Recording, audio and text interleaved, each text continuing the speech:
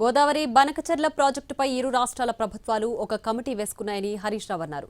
తెలంగాణకు తీరని అన్యాయం చేసిన వ్యక్తిని కమిటీ మెంబర్గా ఎందుకు నియమించారని ప్రశ్నించారు హరీష్ రావు. అయితే తమ ప్రభుత్వంలో సమర్థవంతమైన వ్యక్తినే కమిటీ మెంబర్గా నియమించామని మంత్రి ఉత్తమ్ కౌంటర్ ఇచ్చారు.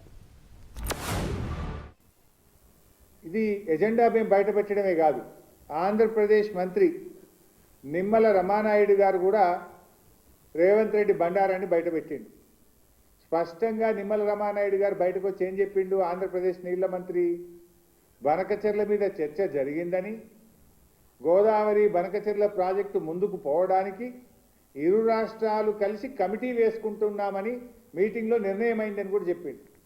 ఏది, గోదావరి బనకచెర్ల ఇష్యూ పరిష్కారానికి ఇరు రాష్ట్రాలు అధికారులతో ఒక కమిటీ వేసి దీన్ని మేము పరిష్కారం చేసుకొని ముందుకు పోతాము అని చెప్పి ఆంధ్రప్రదేశ్ నీళ్ల మంత్రి కుండబద్దలు కొట్టినట్టు రేవంత్ బండారాన్ని బయటపెట్టాడు.